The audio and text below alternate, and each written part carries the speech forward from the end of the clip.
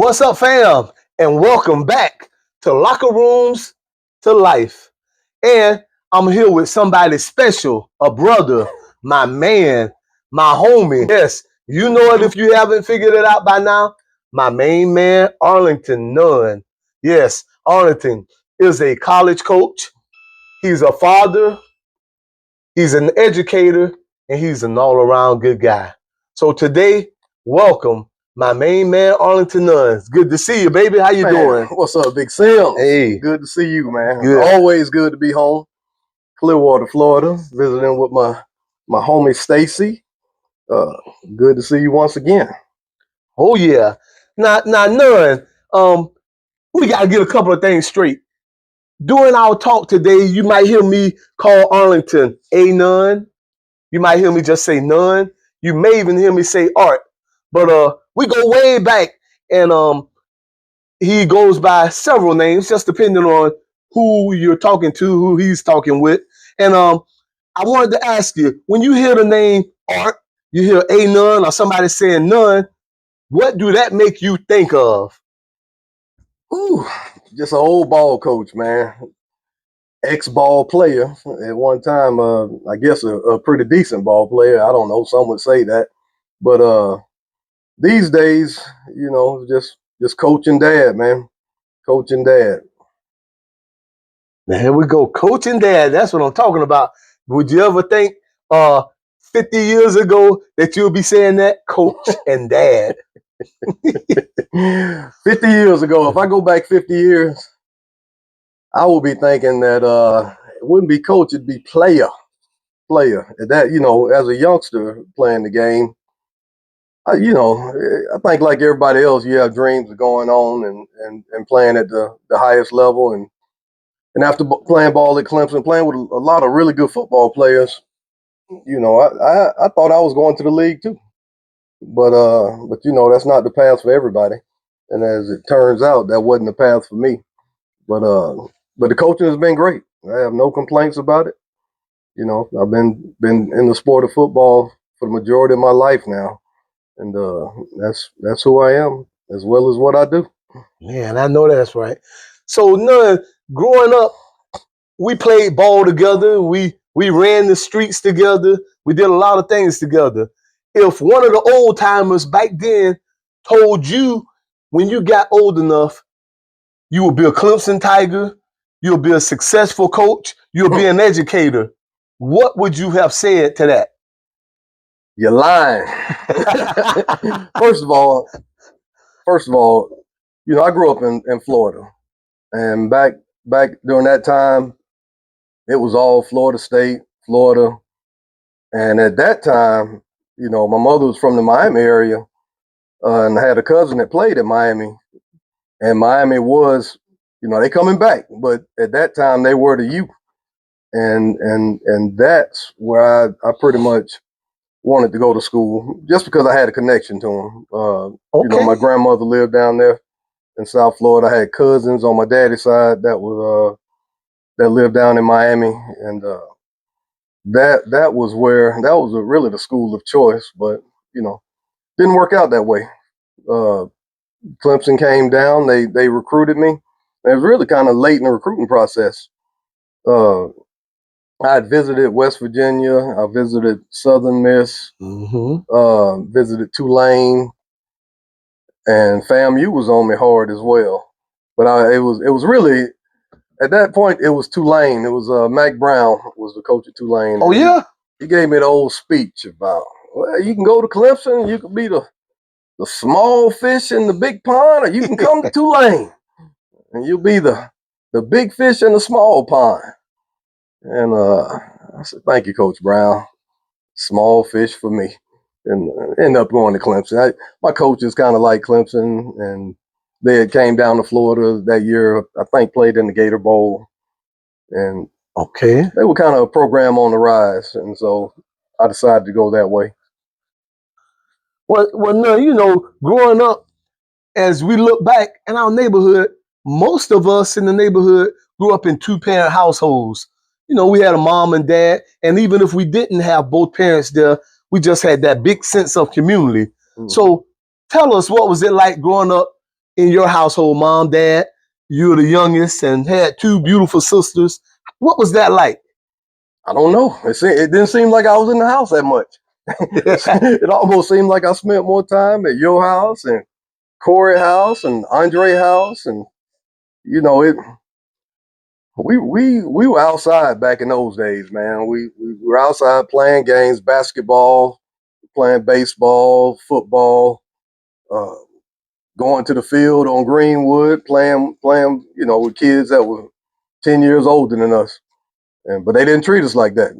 They treated us like they wanted to, like we were on their equal. They tried to take our head off, and you didn't have some game, you were gonna get ran off that field Exactly. pretty quick.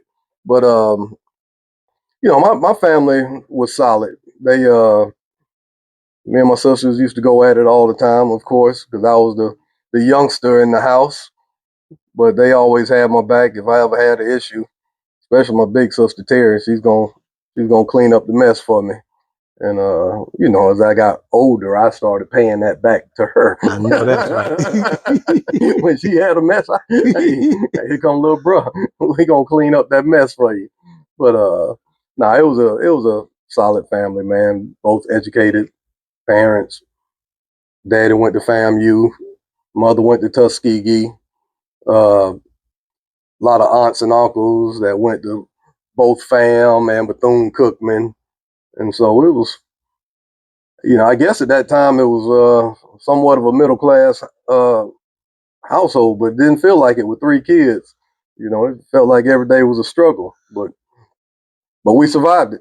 We survived it. Well, you know what? We kind of compared your family to the Huxtables. You remember Bill Cosby? Man, it just ideal, man. We love your dad, and moms was always on our behind and letting us know if we did something wrong. And you just had that family. And of course, we all had it, but it was just something about the Nunn family that we just looked at and you couldn't help but love. No, it wasn't just our family. It was all the families that were like that. Because I think about your mama. Mm-hmm. I remember your mama. She gave me a lesson on proper language one day. I said something in the house I shouldn't have said. Oh yeah, it wasn't cussing or nothing like that, but it was just a word that I didn't think was a big deal, but to her it was. And she chased me out the house with a broom. Yeah, Mama Liz did that. Sweet Mama Liz. Oh shoot. Chased me out. She let me come back later on. But needless to say, I never said that word again in front of Mama Liz. Never had a problem. I know that's right. We had respect and just admiration for that older generation. Yeah. So Nunn, tell us a little bit about your high school experience. All right, so what's crazy is and this is a lot different than Texas. In Texas, they have middle school football. And when I came up in Florida, we didn't even have middle school football. So we all played Little League, and the Little League football was a big deal. That was, we had good coaches. We played teams from Georgia, New York. It didn't matter. And we put a whooping on them. It didn't, no matter where they were from. But so I didn't even start playing football until the 8th grade. Organized football. And so what happened was, believe it or not, my mom didn't want me to play football. She wasn't real big on it. And so one of the neighborhood, I think it was Larry. Was it Larry? Larry Mack? Mack? Larry Mack. Larry Mack. Mm-hmm. Larry Mack. Yeah, he talked to him. He was like, well, he needs to be playing ball. He's really good, just from things that he had seen around the neighborhood, playing in those sand lots and stuff like that. Sand lots that now have houses on them. But so finally I got the chance to play Clearwater for youth, and that was in the 8th grade. So in the 9th grade, I go to Dunedin High School, and the team at that time, I don't think they were very good at all, were they? Nope. So I had the choice to either play freshman high school football, or JV as such is what it would have been, or stay in Little League. And so it's going to be play for a team at Dunedin that wasn't very good, or stay at and play with the midgets on a team that's a powerhouse every year. So I made the decision. Even in 9th grade, I played midget football. And even as I'm thinking about it, you were still 13 then, right? Yeah, I was young. Okay. I was real young, and so I made the cutoff. I wasn't heavy, so I made the weight requirements, and of course, we went on to win just about every game when I played going down to St. Pete and Largo, all them, and bang with all those schools, and so the following year, everybody's like, man, what you gonna do? I'm gonna be a sophomore in high school. You gonna play varsity? You gonna play JV? I'm like, I don't know. We're gonna wait and see what the coaches say. And as it turns out, Coach Register came in, and I got moved up to varsity in my sophomore year. Went through that whole Joe Register regime, which was very tough, Yes. very physical. I think we started out the year with 60 or 70 kids, and by the end of the football season, we had about 30 kids just because. 22 to be exact. No. Yes. 22 we ended the season with. Wow. Yep. Wow. My junior year, your sophomore year. That's what it was. I think we only, we won 2 games that year? 2-8. Yep. And the reason was most kids couldn't handle the structure and the toughness of the practices, the length of the practices, the physicality of the practice. And, Coach Register came in. He was a strong disciplinarian, and he believed if we could out physical teams, that eventually we're going to start winning football games. And so that year was a wash. It wasn't a great year, but we just kept banging. The next year, now we got guys that kind of understand this program, understand what he wants, and the work ethic that it takes to be successful. And so we ended up going 6-4 my junior year. Yep. And that was your senior year. Exactly. Very good team. We very well could have won, 3 or 4 more games that year.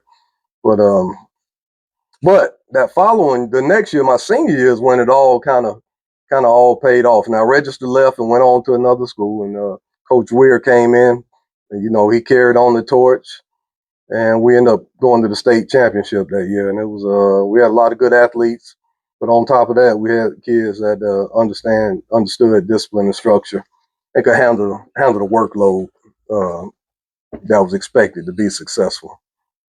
Yeah, people don't realize, or people may not know, that you were also a baseball player. As a matter of fact, a hell of a baseball player.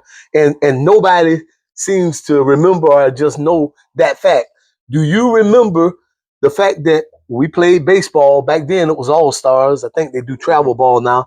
And we couldn't play in our first game until we ran 80 miles. And you remember that? What was that situation about? All right, so yeah. All right, what happened was, it was summer. With Coach Register, you were required to make, I believe it was 16. Exactly. 16 summer baseball over the summer, and not just out there killing time. Like, we were really playing baseball, and we were good at it. Because you got to remember, Stacy, baseball was big in the Tampa Bay area at that time. Exactly. That's not long before that, Dwight Gooden and all those guys out of Sheffield, the boys out of Belmont Heights, they had won the Little League World Series. And so, for us, baseball, it was serious. It wasn't like we were just out there, just trying to miss workouts. Mm-hmm. And so, in any case, we ended up missing a lot of summer workouts. All of them. We missed the summer workouts. So, yeah. And so the rule is, if you miss those summer workouts, you got to run 5 miles for every workout that you miss. And Coach Register was serious about it. If he said it, he meant it.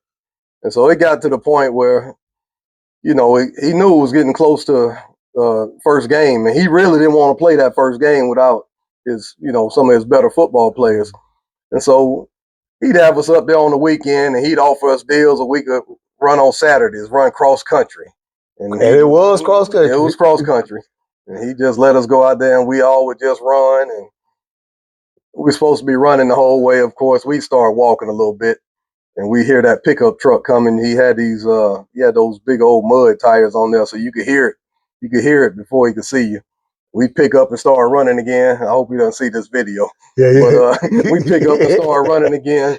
We start sweating hard, getting a little sweat going. And needless to say, we got all the miles knocked out. And I don't think anybody missed that first game due to miles, did they? Yes. Oh, my God. Remember Seminole And when Charles Dixon got the 100 yards on us, I was the only player to rush for over 100 yards. Charles Dixon. Yep, from So who Seminole High didn't play School. that game? We didn't play the first half.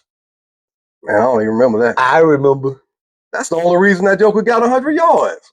No doggone well. Now that makes sense. I know doggone well Charles Dixon wouldn't have got 100 yards on us. You hear that, Charles? If we was suited and booted. Think about Charles the other day. I saw he posted something on Facebook when we were over. It was New Year's Eve when we were over at the little sports grill, whatever it was. And I was just thinking, boy, he ought to bring his butt up here right now. We could run it back. He's still good for them 100. During our time coming up in high school or graduating from high school, we had more opportunities to attend different places than our parents. So you getting a full scholarship to Clemson, what did that mean to you and your family? Yeah, it was a big deal, man. You know, parents were proud, and you know, more than that, they were just happy because you know, I was gonna go to college regardless, whether it was football or you know, based on academics. Not that I was the best student in the world, but I was good enough student that I was able to get into college. But you know, my dad, like you said, he went to Bethune-Cookman, and mom went to Tuskegee, and I still had two sisters in college at the time as well. I had a sister at University of Florida, and a sister at Florida A&M University. And so yeah, it would have been tough financially if I didn't get that scholarship. And so, you know, they were super grateful and thankful that I did get the chance to get my college paid for. I think I paid for my whole college bill. Now this is all the way through my master's degree. I had to pay for one class on my master's degree. And it was $200 an hour, $600. Besides that, everything else was paid for. See, that's beautiful right there. Everything. Yeah, everything was paid for, man. Couldn't beat it. Young guys, listen to that. Keep that in mind. Take notes on that. Free education. Free education. That's you know, they say football's a tool. It's a tool. And so no matter what, I was able to get that education. Whether I made it to the NFL or not, I got my degree at someone else's expense. Yeah. So no, you earned the full scholarship, right? You did not redshirt. You lettered 4 years, won 2 ACC championships in football. Tell me what separate those championship teams from the rest of the teams that you played on. Man, you know, it wasn't a whole lot because all the teams that I played on at Clemson were very good, man. We super talented. You know, we might have had my freshman year, there probably was 2 guys that stood out that were probably better than everybody else. And that was you know, Michael Dean Perry. Oh yeah. For one, big brother was the Refrigerator Perry, played for the Chicago Bears back in their day, in their heyday. But you know, he was a difference maker. People couldn't block him. He was unblockable. He went on to probably play 10 years in the NFL, had a great career. And the other guy was Donnell Wolford. And, you know, he was another first-round draft pick. He was actually the second defensive back taken after Deion Sanders. Oh, yeah. He was the real deal. You know, he was a punt returner, played cornerback, could jump out the gym. You know, those guys could stand under the basketball goal and just dunk backwards and stuff like that. You know, they were special athletes. Michael Dean Perry could beat you at anything, whether it was shooting pool, playing basketball. He was only probably 5'11", maybe 6 feet. Yeah. Yeah, he'd get up on the basketball rim like it was nothing. Then you go to the pool and he's going off the diving board gracefully. As big as he was. Yeah. Get on the pool table, he gonna wear you out. Ping pong, he gonna wear you out. Whatever it is, he's gonna be better than you. And so those two might have been the biggest difference. But besides that, it was just a matter of, you know, we lost 2 games a year, and the second 2 years it was just the wrong games. Okay.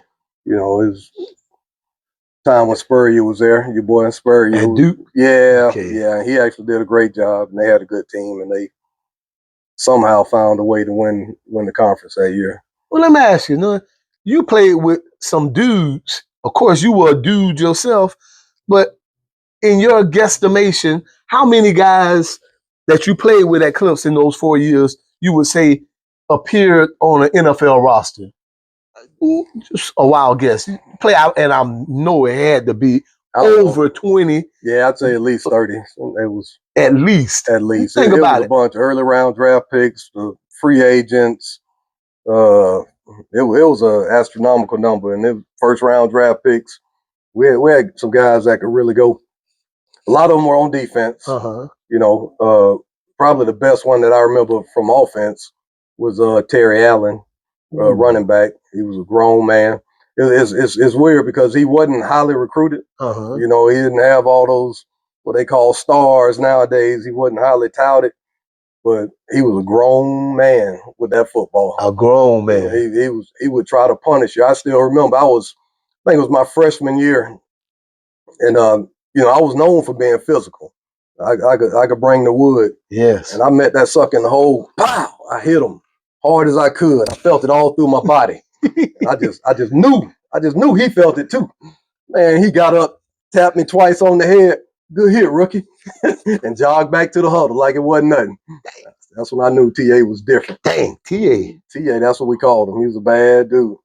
Now I look at how colleges do things different from when we were there. An example, we were in a dorm. We didn't have much connection with the student population because football, we were kind of our own thing. Yeah.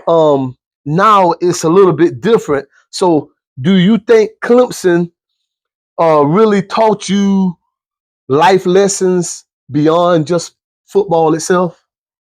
Yeah, but it didn't necessarily have anything to do with the dorm situation. That was it was a bunch of wild stuff happening back then. I think one of the football players at OU had shot somebody, had a gun in the dorm or something like that, and they just kind of started working away from the athletic dorm. A lot of stuff was going on, I guess, with girls and stuff. Not at Clemson, but at other schools. But so they kind of did away with the athletic dorms. But I still remember it was an accounting professor. I was struggling in his class, and I don't know, maybe not putting in the effort that I needed to really be successful in there. And so he calls me in one day, and he starts chewing me out. And his name was Dr. Guy. Dr. Guy. He said, "Do you know that your chances of making it to the NFL are not very good?" And I'm thinking to myself, no, I don't know that. I don't know that.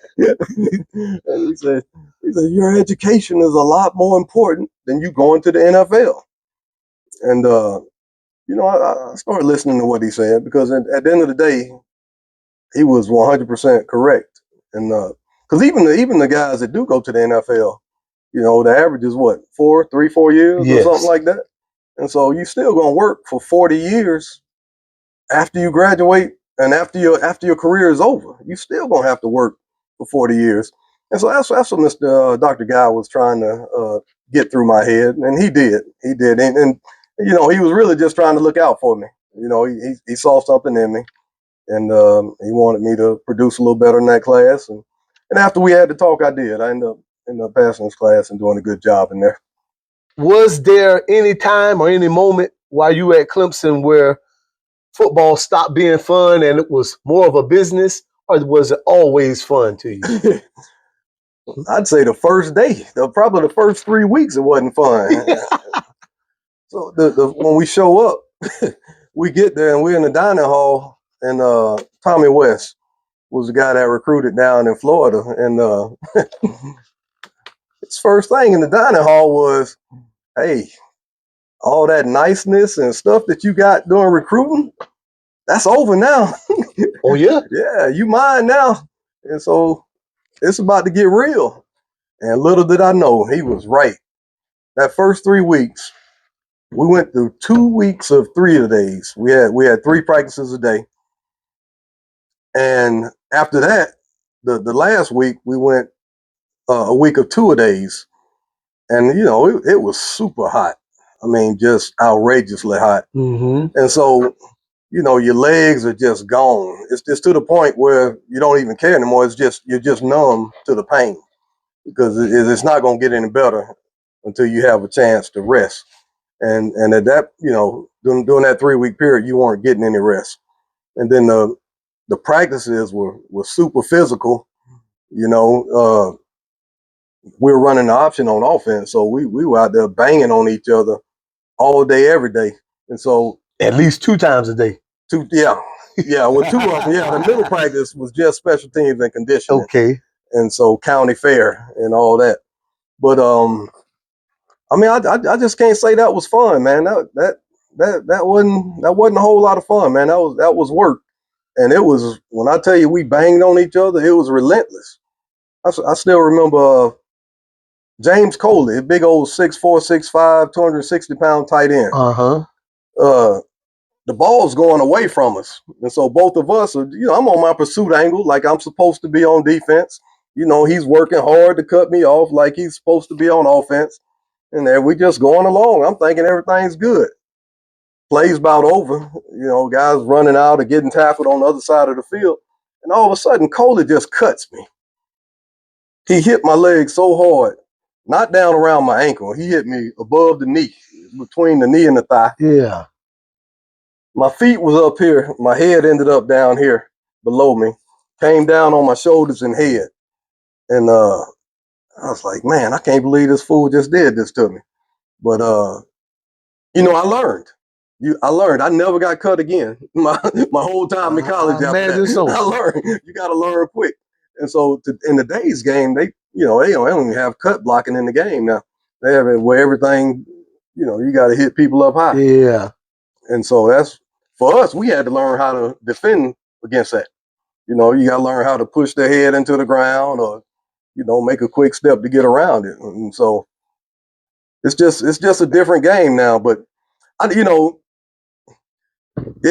asked about it being a business. Mm-hmm. It definitely is a business. I think it's been a business, but it's still, the games were fun, of course.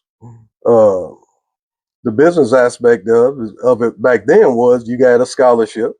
And so you had to go out there and produce if you wanted to keep your scholarship. And, they used to talk about breaking plates. If you didn't produce, we're a championship level football team. If you didn't produce, you probably weren't going to be around there very long. It was too many guys trying to take your place. And so the business aspect has been there. Now the business aspect is at a different level with the NIL. I wish they had that money involved when we were there, but oh my goodness, it's definitely a business. It's borderline professional football at this point. I don't know. From the looks of some of it, it seems like it's better to stay in college than make that attempt to go to the next level. Well, when you got unrestricted free agency with no salary cap, and so it's almost like right now, everybody, a guy can go ball out. Go tell his coaches he wants more money. Hey, go ball out again. I want more money again. And if you don't give me that money, they will. So I just transfer to another school and go get more money. And so it's, at some point, they're going to have to put a cap on it. Okay. They're going to have to put a cap on the amount of money or they just going to run out of money, one or the other. So we'll see. It's interesting. I wish they had the money when I was there. Oh, man. Be sitting good right about now. Be sitting good. That's a nice start to life. You start out with a few million right out the rip, straight out of high school, or straight out of college. But yeah. It is what it is. We missed it. Maybe it wasn't meant to be. It probably wasn't, none. Yeah, man. Well, let me take you back to your final game at Clemson. It was a bowl game over in Tampa. You showed out. You represented well. You kicked booty. And I was just extremely proud of you. I know everybody in the hometown, your team, we were just watching. I never forget, I was in a hotel getting ready to play one of the games in the league, and I'm watching. I'm like, man, that's my homeboy. You always have a homeboy doing something, and you were showing out. So after that, did you have opportunities to play professional football, or did you consider taking your talents to the next level? What happened with that, and what swayed you to go in the direction that you went? Well, no, I had some workouts at the school. Mm-hmm. They come around and, you do the 40, bench, vertical jump, and all that kind of stuff. I had a workout with the Redskins. I flew up to their place and worked out for them. But for that workout, they were only taking one person. There was 3 of us up there, and they ended up taking a big linebacker, the McKenzie brother, one of those big old linebackers that probably was faster than me at about 260 pounds. Oh yeah. But yeah, I tried, and I had interest in doing it, and got a little bit of interest from teams. But I wasn't the fastest guy in the world, and I was more known for my physicality, being a physical football player, and that's not necessarily the number one metric that they look for in the NFL. That 40 time has a lot more weight. If I'd have been a 4.3, then I imagine I would have got a shot. Yeah. That was one of the things that I should have did that I didn't do when we were messing around playing baseball, because I did love baseball. But I should have ran track like you did. You did both. You did both. But I ran away from the track instead of running to it. I know that if I would have ran track, that would have had my speed where I needed it to be. And Lightfoot tried to get me out there, but I was so in love with baseball, man, that I didn't want to mess with it. But why didn't you make me run track, man? I don't know, man, because I wanted to do what you were doing. You over there playing baseball, and I'm watching you with track. Like, dang, I want to play some baseball. So yeah, yeah, it just worked out that way for us. Yeah. After that, you began working on your masters, and I know you had a opportunity to coach, or you were coaching first and working on your masters, but you got into coaching. Now, was that something that was planned, or was it something that you just kind of fell into? I more or less fell into it because at the time I knew I was going to go to grad school and get my master's. Mm-hmm. But I looked at staying at Clemson and doing that. And then Coach Reedy called me. He was one of the offensive coaches from Clemson. Okay. He had gone to Baylor along with a guy named Chris Lancaster, who played fullback for us. He had gone over there. And so, Grant Taft was the head coach. Reedy was the offensive coordinator. They said they had a graduate assistant position for me. So, you can work on your master's. And which, by the way, what's that master's in? It's in education. Okay. Master's of Science in Education. And so, I thought it was a good opportunity, do something different. I hadn't spent much time in Texas. I don't know if I'd ever been to Texas before. Mm-hmm. And so I jumped on it, and I made the journey up I-10, then went north a little bit to Waco, Texas, and the rest is history. Yeah. So what was your hardest adjustment from going from player to now coach? Or what was a big adjustment? Man, you know what? It's hard when you're a football player, especially you coming from a big school, and you're recognized. People know who you are. You have a certain amount of status and clout. Then all of a sudden you're not playing anymore. The game is gone, and so much of your identity had been around the game and around being a great football player. And I ain't gonna lie, it's a little bit of an adjustment, and you see it on all levels. Because the game is going to end for everybody at some point, and so just that whole identity crisis is what you deal with. Can you say that one more time? The game is what? The game is going to end, man. Thank you. Nobody plays football forever. I know people play golf into the 40s, and then you got a few football players that make it up into the 40s, but percentage-wise, no, that doesn't happen. Percentage-wise, it's most of us gonna work the rest of our lives. Oh, so Nunn, I admire you and I envy you because you did a lot of stuff. You've been coaching college for at least 25 years, and you coached at a variety of places, some big names, some smaller schools. What did you learn, or what did each stop at all these different places, Ole Miss, Troy, Baylor, what did it teach you at those different stops that you made? Man, you know what?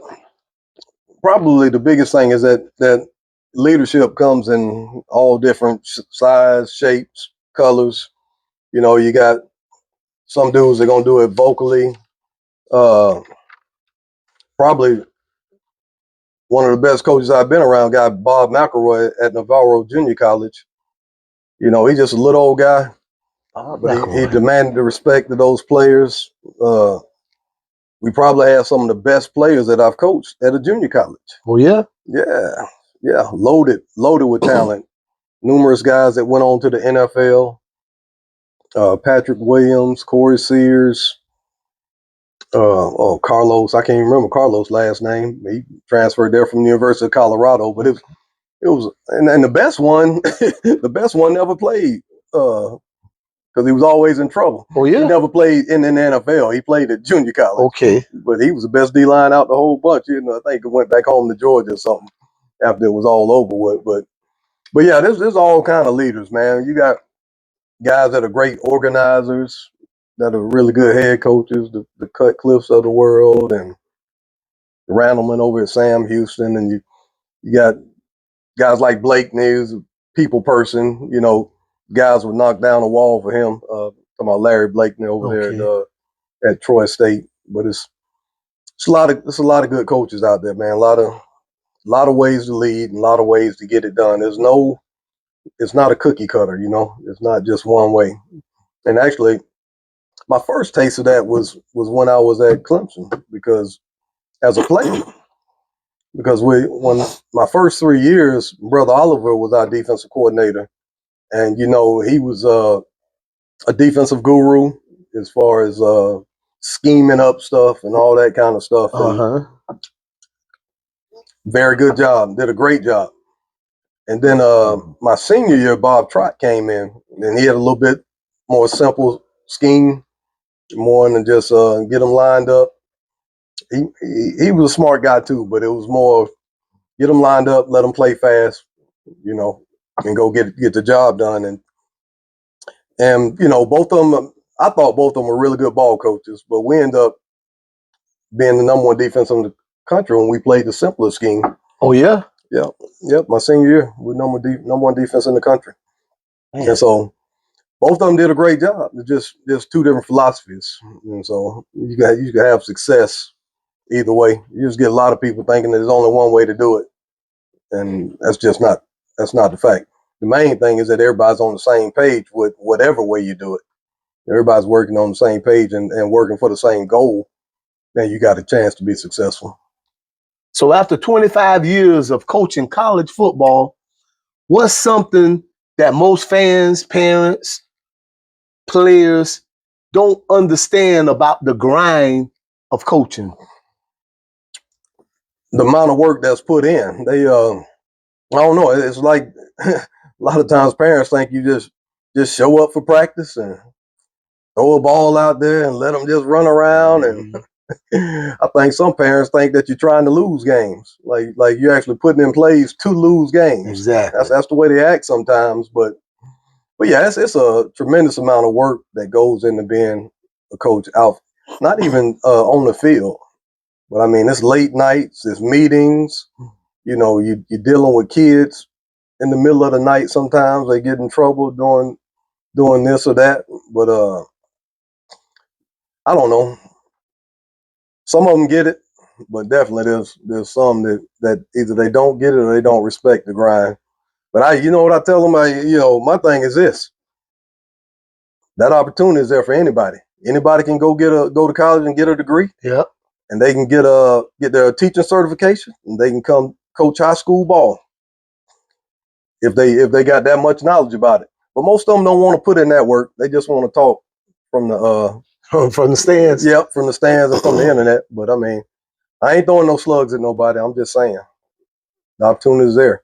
And the thing is, some of them probably would make really good coaches, and the kids would appreciate them, especially if they from the community and know the kids. Mm-hmm. Go get your degree. Go get an education. Come on out there and coach. Help the team out. The kids need it. Oh, yeah. You are looked at more than just a coach. Kids or your athletes see you as a big brother, they see you as a mentor, they see you as a father figure. What at what point or what moments in your coaching career where you said, man, this coaching thing is not about just wins and losses. There's more to it. At what point in your career did you see that, or did you may think that? Man, you know what? At this point, I think they look at me as a granddaddy. I'm old, man. It's hard to believe it. I remember being the young coach for so long, and I don't know when I became the old coach. Yeah. I'm dang near Would say the keep oldest living. coach on the staff. Yeah, that's the goal. Just keep on living. But I don't know. I think I've always known that it's bigger. It's bigger than just football, man. But it's hard because just like I thought I was going to the NFL, just like I knew I was going to the NFL. These kids, a lot of these kids feel the same way, man. They talented, they run fast, big, can jump, all that, can catch the ball, whatever it may be. But they feel the same way, man. They definitely going to the NFL. It's just, and you try to tell them that they need to have another plan just in case. But you don't want to kill anybody's dreams and say that you're not going to the NFL, because the reality is some of them are going to the NFL. Yes. It's gonna be a few of them that's gonna make there. Yeah, it's just well, when you're looking at a numbers game, when you're looking at the sheer percentages of it, most of them need to be prepared to work. Now, the area that I'm actually working in over in Port Arthur, it's a lot of jobs over there where you don't even have to have a college degree, though. You go make 100,000. Yeah, they get this refineries all over the place. Yeah, so they have opportunities to make money. But I encourage them all to go to school if they can. You're young, you got the rest of your life to work. Yeah. It's just, well, when you're young, you either, if you're not going to the military, you're not going to college, what I'm saying is they're looking at that money right now. They want that money right now. But man, 40 years is a long time, man. 40 years is a long time. You got plenty of time to work, man. You're gonna make plenty of money in the day. I encourage you to go to college, have a good time, enjoy yourself, get a degree, then mess around with that working world. Dang. So Nunn, after about 25 years of coaching, you stepped away from coaching for a year. Mm-hmm. And not to get into details about what you did, and what did you learn, or what did that teach you about yourself that year off before you made that return back to the game? Well, I'll tell you what I did. I sold insurance for a year. But, it's the same thing, though. It's a competitive, whether you're coaching or in the business world, whatever it may be. You just got to go compete. And that part of it is not going to change. But what it taught me is that I'm a ball coach. Oh, yeah. Because that drove me crazy. You're sitting in the office, you're not around the guys, been so used to being around a family of guys that we gonna cut up and talk trash to each other. Then that's what we do. Then go barbecue and play some dominoes and and have a good time. But when you get away from coaching and get away from ball, I didn't have that. And I missed it. I like the camaraderie of being around other men, and so I missed it, and got back in the game as soon as I could. I had to go through a little certification process to get my teacher certification, but once I got that knocked out, I was good to go. Been loving it ever since. I know that's right. So you think every coach or every athlete should take a pause or reset at some point in their career? I don't see any benefit in it. I should have went straight into high school ball when I took that year off. But it was some personal reasons that I decided to take that year off. But no, I don't see any benefit of it. I could have been another year ahead coaching high school ball. Yes. Yeah, helping those kids out. So you had that opportunity and you came back, but you came back at a different level. You came back at the high school level. So how is coaching at a college, how is that different from now you're working with teenagers still, working with young adults, grown men? How is that different? it's not a whole lot different. I mean, you got kids that want the same thing. You know, it's just they want it at a different level. The guys at the college level, their goal is to try to get on to the NFL. Mm-hmm. All these high school kids are trying to get to college and eventually make it to the NFL. But the kids are the same.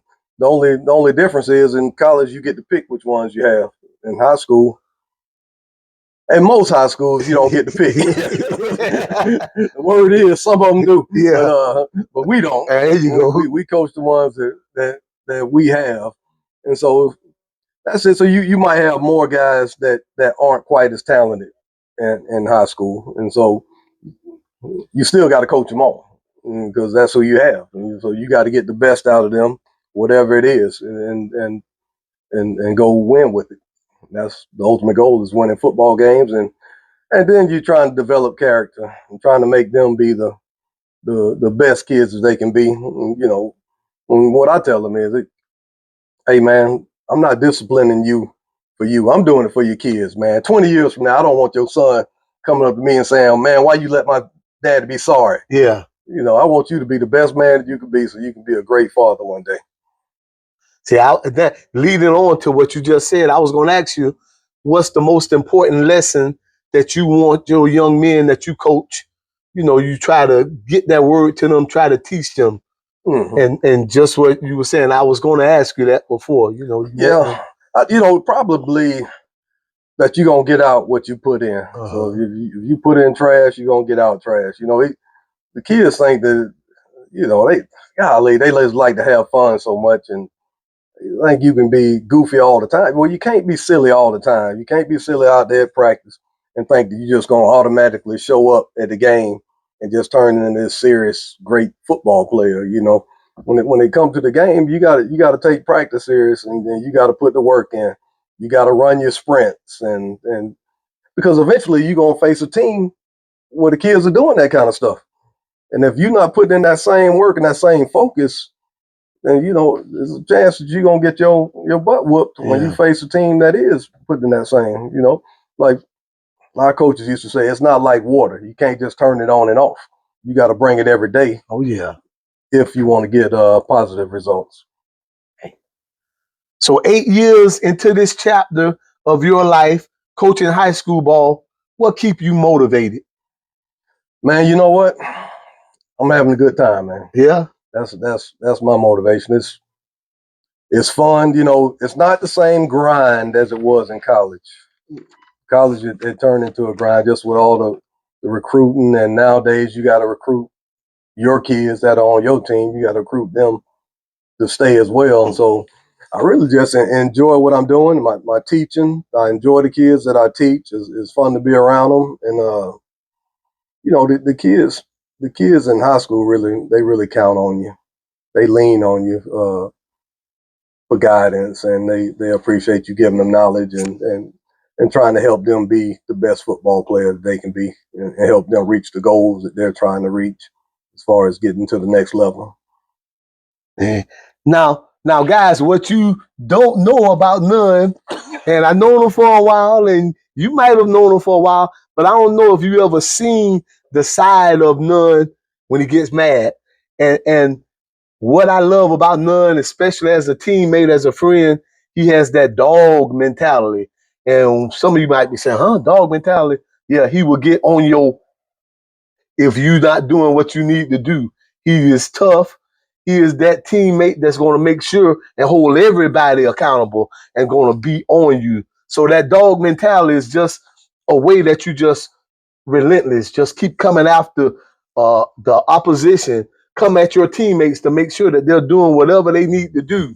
Now, I say that because I know you a family man, married, has 2 girls, one college graduate over at UT, and now she's a cheerleader with the Texans, and he has his baby girl is getting ready and facing decisions about what to do next, where to go to college, and life decisions.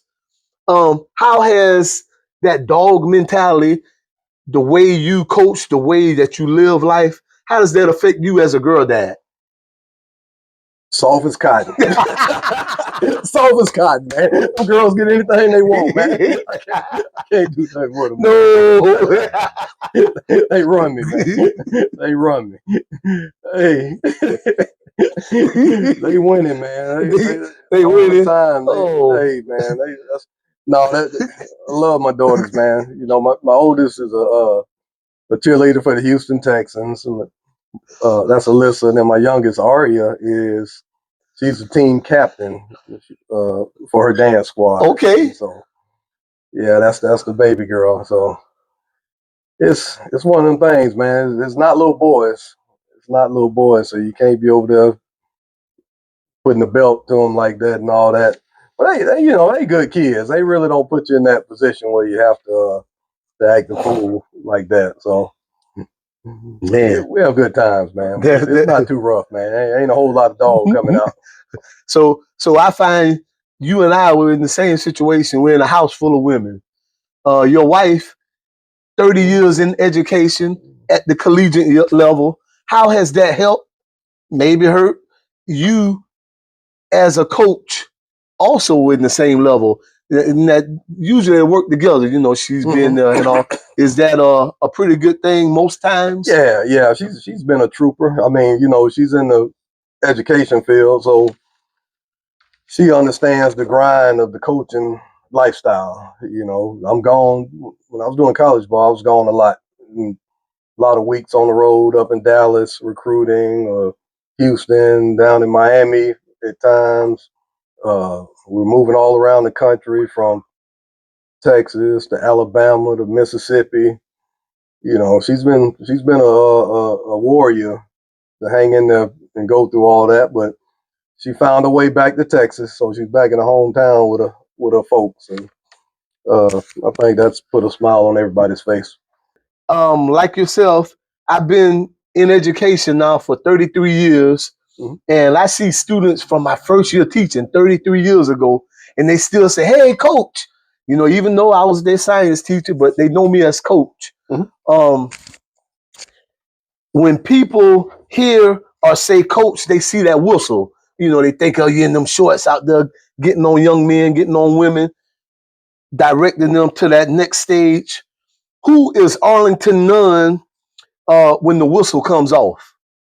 Man, you know what? This a fun-loving guy, a guy that's gonna have the kids' best interests at heart, and you know, I want them to be the best version of themselves that they can be. And you know, it might not be an All-American. You know, you might just be a role guy. But if that's what it is, then you know, I just want to be one of those guys that help them be the best that they can be at the end of the day. So at the end of the day, or in retrospect, how did you think that you handled your transition from player to coach to father, husband, and now educator? Just looking back in retrospect, how do you think it all panned out for you and it was handled? Pretty smooth. You know, it is what it is. You just take it one day at a time, and you know, it's life. Life goes on, and you just keep on living, like you said. And I don't have any regrets about anything. I think it's been a wonderful journey so far, and I don't see it ending anytime soon. I think I got another maybe 9-10 years in me, as long as I keep feeling good. Might as well push it 15. Maybe I feel good, man. I don't have any complaints. And dude, so you look good too, man. I'm telling you. Oh man, I appreciate that. You look good yourself, Stacees. No, man. I grow up. I want to be like you when I grow up. I want to be like you. So I mean, as long as I feel good, I mean, it's every once in a while when that temperature gets up to 105, I'll be like, man, I need to take my butt home. But I push through it, throw a little water on my head, cool my body down, and keep on making it. Oh man. In our communities, you know, in the Black communities, our young men, I think, have a misconception about professional sports. You know, everybody think that they're going to be a professional athlete. Everybody want to be a professional athlete. They see the lifestyle of professional athletes. What advice would you give young athletes who think football is the one and only, is the all, everything? No, at the end of the day, football it's a tool. It's a tool. For me, it was a tool to get my education and get my college degree. And I would advise those other students to look at it the same way and attack it. Attack it and give it your all to try to make it to the NFL. Because if you do, that'll be great. But the chances of you staying in the NFL for 10 or 15 years isn't great. And it happens for some guys, but the numbers say that it probably won't happen for you. And then on top of that, I don't know if this number has changed, but at one time they said 80% of the football players were in debt within 3 years. Talking about NFL football players were in debt within 3 years after they finished playing football. And so, and I know everybody says, man, there ain't no way I could be broke if I made that much money. Well, you can. You can. Because the fact of it is, if any of us went, 3 weeks or a month, 5, 6 months without a check, then yeah, we find out what it's like to be broke. And because the bill's not going to stop. It's just those guys have more money, they have more bills. And different situations, if you don't handle your money exactly right, you could end up broke really fast. So, get your degree, because after you finish, you're still going to be working another 40 years of your life. Football is just the beginning of your life. You're not going to play it for the rest of your life. All righty. So real quick now, we just want to do something real fun, and I want to shoot some rapid fire questions at you. So I'm going to ask you a few rapid fire questions, and you just come up with your first thing come to mind, your first answer. So are you down with it? Let's go. Okay, let's go. Okay, first question. Hardest position to coach? Offensive line. Woo! Offense. That's one position I wouldn't want to coach. Okay. That's I've coached linebackers, secondary, receivers, running backs.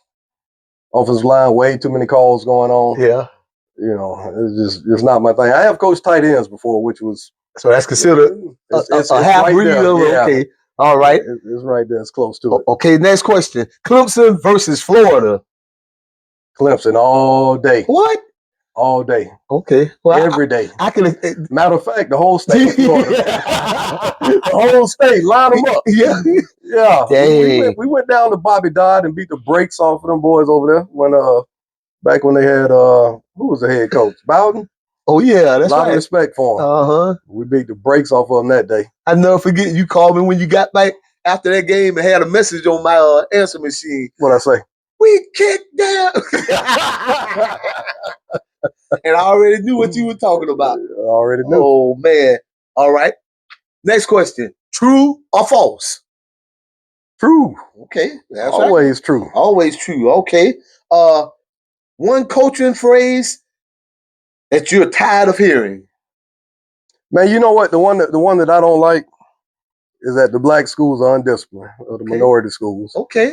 And I like that. I just sat there and watched us. We went 14-1 this year. Had a great football, probably the best season in the history of the school. Probably should have made it the state. We were one game away, but you're not gonna go 14-1 without being disciplined. You got schools like South Oak Cliff up there in Dallas. I think they just won their third state championship in a row. In so many short years. I'm not sure if it might have been third in a row. Okay. I'm not 100% sure on that, but you got the Sotos, and you got teams up there playing very disciplined football with good athletes. So you don't. That's the phrase that I get tired of, because black people can coach too. I know that's right. Okay. One thing that you miss about playing. Yeah, I miss the physicality of it, Sam. Every once in a while, I miss the physicality. I love to be able to put the pads on for one good play. Oh, yeah. And let that dog come out of you again. Just one time. Just one time? One time. Yeah. One thing that you don't miss. The physicality of it. Because I know after that one time, I'm going to be in the training room for 3 weeks, laid up. Nothing else. I know that's right. But the thing that I didn't like was all the running. But I do understand it was necessary. But as a player, I didn't like it. I put on the pads and hit all day. But man, that running, boy, it got the best of me. It got the best of me. So as we wrap it up, Nunn, when it's all said and done, how do you want your parents of your students, your student athletes, your daughters, your wife, the community, how do you want them, or what do you want them to think of you or say about Arlington Nunn? Man, I never really put too much stock into what anybody has to to think about old Coach Nunn. But I just know that I got the students' best interests at heart, and sometimes we have to make decisions that might not be popular with the parents or the kids, but that's just part of it. At the end of the day, we're gonna do what's best for the team, and what's best for the student athlete. I know that's right. Nunn, man, I love you, man. I always love you. Love you, You Sam. always been my boy, my brother. Hey, I'm glad you took time to come by and talk to the young folks out there, the older folks. Just let everybody know what's really going on, man. You the best, man. You take care. You tell that beautiful wife and the beautiful girls that we say hello down here. Appreciate it, Sam. Appreciate you having me, big dog. All right, you the man. Hey, we won all. Hey, my big brother. This is what I looked up to. This is what I wanted to be like. Stacees Simmons, the legend. Oh yeah, we got you, Nunn. Who's on there? I'm pulling up with an emo chick that's broken. This that college dropout music every day like that. She be too thick and my friends are all annoying. But we